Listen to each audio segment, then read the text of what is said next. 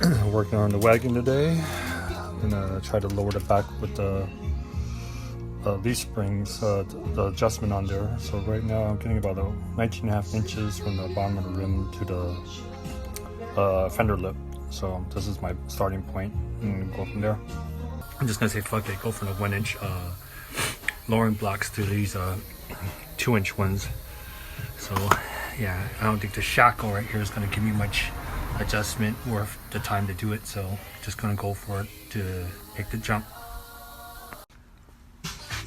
Okay, this is how it looks like with the 2 inch blocks mounted on. It is lower, definitely noticeably lower. I was at 19.5 prior, and right now I am at about 18 3/4. But I'll go drive and see if it settles a little more.